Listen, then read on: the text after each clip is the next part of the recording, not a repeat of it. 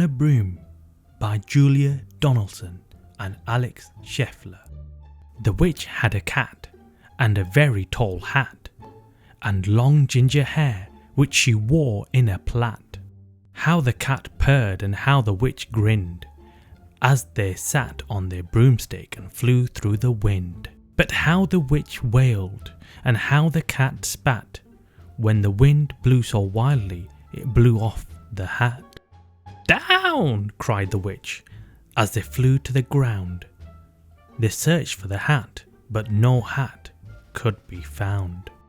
Then out of the bushes, on thundering paws, there bounded a dog with the hat in his jaws. He dropped it politely, then eagerly said, as the witch pulled the hat firmly down on her head, "I'm a dog, as keen as can be. Is there room on the broom for a dog like me?"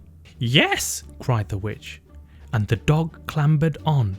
The witch tapped the broomstick and whoosh, they were gone. Over the fields and the forest they flew. The dog wagged his tail and the stormy wind blew. The witch laughed aloud and held onto her hat, but away blew the bow from her long ginger plait. "Down!" cried the witch, and they flew to the ground. They searched for the bow, but no bow could be found. Then out from a tree, with an ear-splitting shirt, there flapped a green bird, with the bow in her beak. She dropped it politely and bent her head low, then said as the witch tied her plait in a bow, "I'm a bird as green as can be. Is there room on the broom for a bird like me?" "Yes!" cried the witch. So the bird fluttered on. The witch tapped the broomstick and whoosh, they were gone.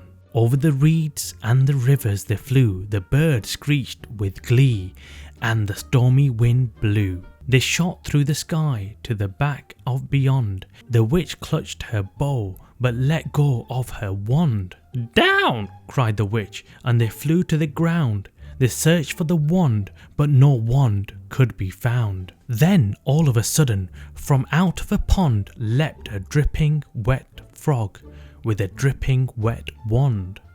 He dropped it politely, then said with a croak as the witch dried the wand on a fold of her cloak, "I'm a frog, as clean as can be. Is there room on the broom for a frog like me?"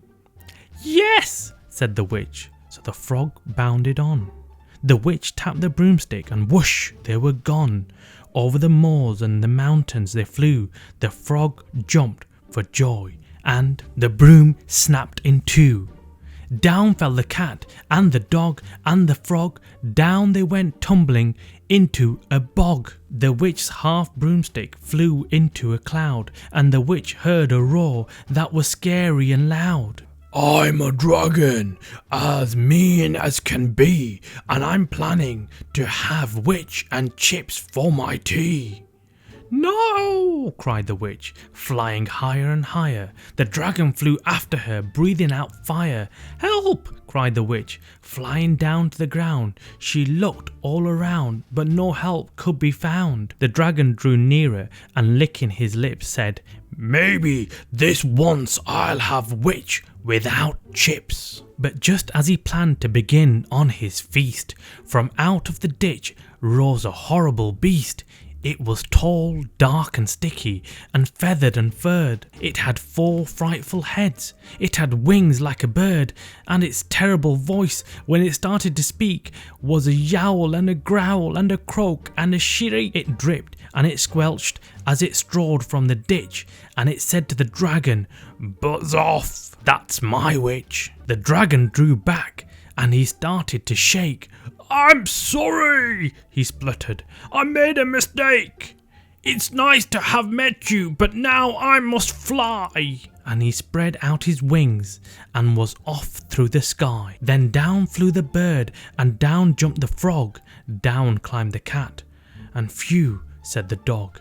And "Thank you, oh thank you," the grateful witch cried. "Without you I'd be in that dragon's inside."